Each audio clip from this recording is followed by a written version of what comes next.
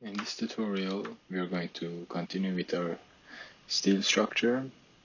I showed you how to model the structure, and part 2 was about simple simulation by applying a load to this surface. In this tutorial, we're going to apply a gravity load and see how this gravity will affect the overall structure, and how the beam's own weight will affect the welds. After that, we are going to continue with this part. We are going to imagine that we have a part with this geometry, a steel part. We are going to find its mass, and by doing so, we can find the load acting on its center of gravity. By finding the mass and center of gravity, we are going to connect this center of gravity to the surface and suppress the part. This is a really useful method when you have a complex part or sub-assembly and you don't want to mesh the part or sub-assembly, and you just want to see how this weight will affect the structure. This is a really useful method by using the weighted link.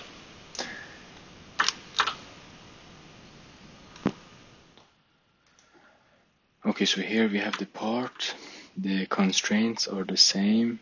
I only changed the weld attachments are the same. Only the interfaces between the beams I changed to bonded, because in reality it's contact, but the last video we chose free, which means that it can go through the part, but bonded it's basically glued, which is not the case, but contact is really hard for the computer to calculate. And bonded, we can approximate to bonded because it's a really thin part and it's a correct approximation. Because when you weld the thin part, it's almost the same. So I changed that.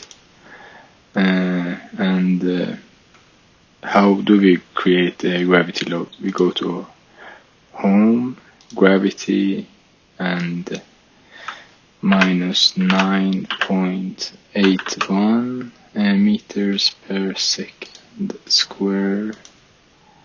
So this is the gravitational constant, which points in the minus pi direction. So here we go, easy peasy. Now we have the gravity load, and you can go to analysis, and only gravity I have it here, and it's completed. So let's look at the results. Display option, deformed 3%, show the load, gravity load, and let's see, we have 5 megapascal in the welds here. Now we are going to continue with our simulation. We have the part laying on top, and how do we find the mass of gravity, center of mass? So we are going to go to the analysis. When we open the part, mass properties, you click on the mass properties and choose the body, and here you have the mass. This mass times the gravitational constant gives us the force, and the coordinates for the mass for this based on these coordinate systems, because the system is these coordinates. So by copy pasting these to the assembly, which I have already done. You go to refine model and choosing this, and by selecting the coordinate system here and writing the coordinates here, when you copy them, you can find this point that I have found. But we need to have you need to create another point because we are in the simulation tab, and this point should be connected with a weighted link to this surface. Degrees of freedom should be locked, and yes, I'm going to talk more about weighted links in the end of the video. So, but we have the center of mass, and it's connected by weighted link, and we are going to apply a load to this point.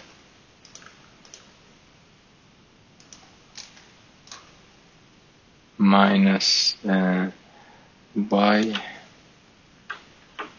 I have it copy here, the mass that we had times center of gravity, or G, and it's in Newton. The load is here, the gravity, the connections, the constraint, and the material is applied. We are good to go for analysis. Gravity and weighted links, or the part. Now we are going to run this.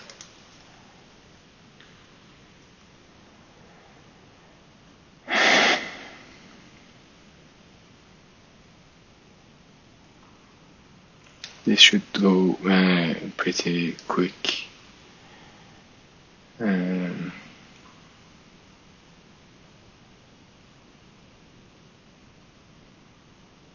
I didn't mesh the parts. I used the auto mesh. So we go to results, deformed, 3%, show the loads, and here you have a little bit more than 5 megapascal. We have 10 megapascal because the weighted link or the part is affecting the structure. Now, about the weighted links, it really depends how where this point, center of mass is. Say you have a plate here and you constrain them fixed in the both sides. It really depends on where the point is in the plane when you move in the Z direction and the X direction. But it seems that it doesn't matter when you move in the Y direction. So if you view this in the normal direction, this point and this point give the same results in the simulation when you apply the same load in every case, in every point, and the points are connected in the with a weighted link to the plate. So this point and this point and this load connected with the weighted link give the same results, but this and this are another story. So weighted link is introducing inertia to the model and the simulation. Yeah. This was the video, and I hope you learned something, and don't forget to like and subscribe if you like the video. Thank you.